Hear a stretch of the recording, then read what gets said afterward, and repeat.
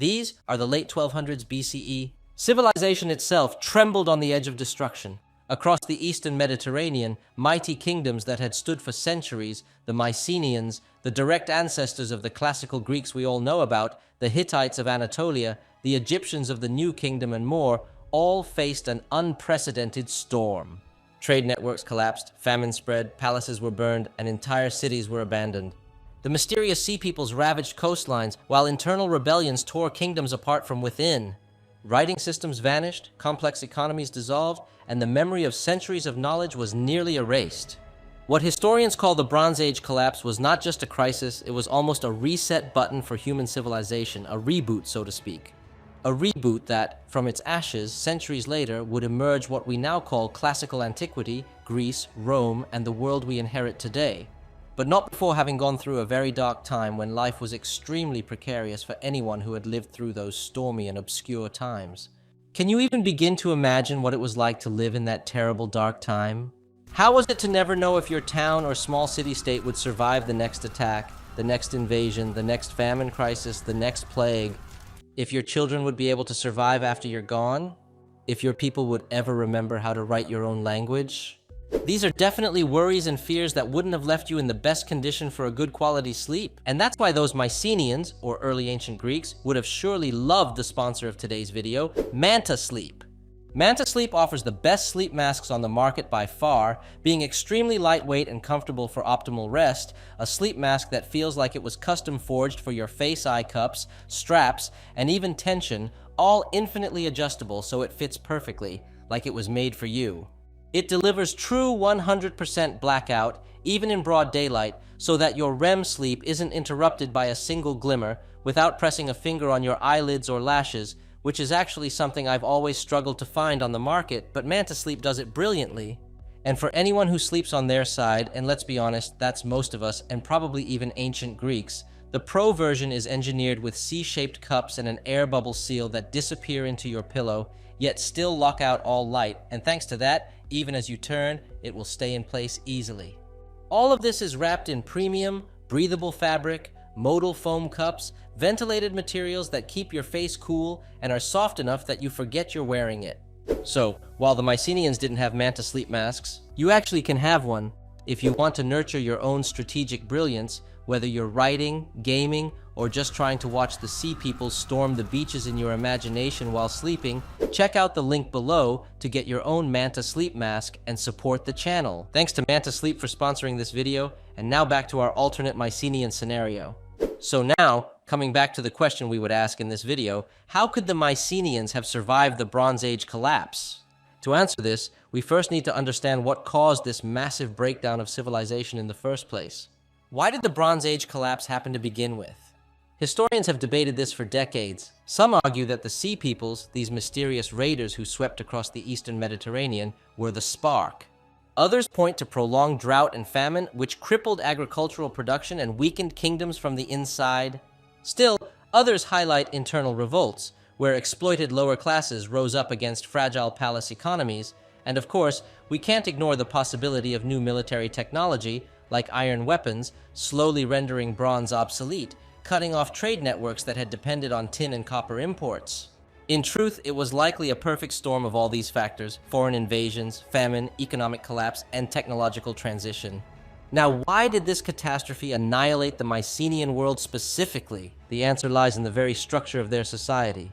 The Mycenaean kingdoms were dominated by powerful palace complexes ruled by kings known as wanaks, who controlled not just politics, but also trade, agriculture, and religion. These palaces were the beating hearts of Mycenaean civilization, but also its greatest vulnerability. Once a palace was destroyed, by fire, by invasion, or by rebellion, the entire administrative system collapsed with it. The centralized economy left little room for flexibility, unlike Egypt, which had the Nile and a more resilient bureaucracy, or Assyria, which was still on the rise, but the Mycenaeans had no fallback. Once the palaces burned, the system shattered. So, if the Mycenaeans were to survive, they would need to adapt in ways they historically did not. First, decentralization. Instead of relying entirely on palace economies, power could shift to local fortified towns, smaller aristocracies, and regional councils. This would make their system less fragile if one palace fell. Second, military adaptation. Rather than being overwhelmed by the sea peoples, they could attempt to integrate them as mercenaries, turning raiders into allies, much as Rome would later do with barbarian tribes. Third, agricultural reform. If drought truly played a role, the Mycenaeans would need to diversify their food production, perhaps learning irrigation techniques from Egypt or seeking new trade partners beyond the Aegean. And finally, technology, embracing iron early, rather than clinging to bronze, which would give them a critical edge in warfare and trade. If these adjustments were made, then instead of collapsing into centuries of darkness, the Mycenaean world might evolve directly into a proto-classical Greece. Basically, imagine Homeric heroes not as legends written centuries later after the fact, but as real rulers of a continuous Greek state that never truly fell. A Greek state that would have entered the Iron Age not as a scattered collection of villages, but as a surviving civilization ready to shape the Mediterranean centuries ahead of schedule. Now, let's imagine the Mycenaeans making one crucial leap centuries ahead of their time, and I think that's a leap absolutely necessary to happen for their own survival, the invention of minted coins. In our timeline, it was the Lydians of Asia Minor, around the 7th century BCE, who first struck metal discs stamped with a seal of value. But what if the Mycenaeans, out of necessity, had done this centuries earlier, in the late 12th century BCE and early 11th century BCE? Such an innovation would have been revolutionary. Instead of relying on palaces to hoard and redistribute grain, bronze, or textiles, a coinage system would allow value to circulate freely. Farmers could sell their surplus, craftsmen could be paid directly for their work, and soldiers or mercenaries could be rewarded in a medium that could be exchanged anywhere. In other words, the economy would no longer live or die with the palace storehouse. Coins would give the Mycenaean world something it desperately needed in an age of crisis: flexibility. And here's where this ties back to what we said earlier about decentralization. Remember, we talked about how the Mycenaean palaces were too fragile. Once they burned, the entire system collapsed. But in this alternate timeline, decentralization would be the mechanism of survival. Instead of one central palace feeding the people, dozens of smaller fortified towns, aristocracies, and councils would take on that role, but combine this with an economy based on coinage, and suddenly you have a world where all these scattered towns can still trade, still cooperate, and still maintain a shared identity, even without a palace controlling them. Over time, what begins as a survival mechanism, decentralization with coins, could transform into the foundation for something greater. As coins circulate and normalize, they create a unified economic system across all of Greece. Farmers in Messenia, merchants in Thebes, and warriors in Tiryns, for example, would all be using the same currency. And once people would use the same money, it would become much easier to imagine them under the same state. Political unity would follow economic unity after all. And with that, instead of city-states constantly pulling away from one another, as happened in our timeline, the Greeks of this alternate world might have grown used to cooperation much earlier. This is where a strong leader could emerge, a one-axe who could manage to centralize the councils of Greece into a single kingdom, with local governors administering their regions, but all united under one crown, not a fragile palace system, but a durable, coin-based, proto-bureaucratic state. In other words, a Mycenaean kingdom of Greece centuries before the rise of Rome even, and unlike our real history, where the Greek world fractured into rival polis, Athens, Sparta, Corinth, and more, in this alternate timeline, Greece becomes something closer to Rome itself, a cohesive power capable of projecting its strength outward. If the Mycenaeans had pulled this off, the Greeks would not be known as a culture of perpetual division, but as one of unity and empire builders. Their trajectory would look far less like the city-states of the 5th century BCE, and far more like the Romans after the sack of their city by the Gauls, a centralized, expansionist power building its legacy not on isolation, but on cohesion. Now, let's think about how this alternate Mycenaean Greece would expand once it had recovered from the collapse. In our timeline, the Greeks of the Archaic Age scattered themselves across the Mediterranean, founding colonies from Sicily to Spain, often out of rivalry or desperation. Corinth, Athens, Megara, and more all competing to plant their flag far away from home. But in this alternate scenario, that fragmentation never happens. There are no rival city-states pushing their populations overseas to escape the shadow of their neighbors. Instead, under a centralized kingdom, Greek expansion would be focused close to home, securing the Aegean Islands, the coast of Asia Minor, Thrace, and eventually pushing inland into the Balkans and Anatolia. And what would truly distinguish this Mycenaean kingdom from its neighbors are the innovations we've already talked about, like coinage and administration. By the year 1000 to 900 BCE, Greece would be using minted coins as the backbone of its economy. This would send shockwaves through the eastern Mediterranean without a doubt. The Phrygians in Anatolia, still consolidating their kingdom after the fall of the Hittites, would quickly realize that if they wanted to trade with Greece, they had to accept Greek coinage. That alone would put the Phrygians in a subordinate economic position, even if they remained politically independent. Egypt, meanwhile, was entering its third intermediate period, a time of weakness, division, and decline. For them, Greek coinage would become not just convenient, but necessary because their merchants and officials would need to use it in trade. Ironically, the once mighty Egyptians would find themselves handling money stamped with Greek symbols, and I say ironically because we all know how in the future the Greeks would greatly influence the Egyptians, even to the point of controlling them politically for centuries, in our timeline, of course. The Phoenicians are perhaps the most interesting case. In our timeline, they became the great seafaring traders of the first millennium BCE, spreading across the Mediterranean and eventually founding Carthage. Here, they would almost certainly adopt Greek coinage into their networks. They might even become the ones to spread Greek currency westward into Sicily, Sardinia, and beyond.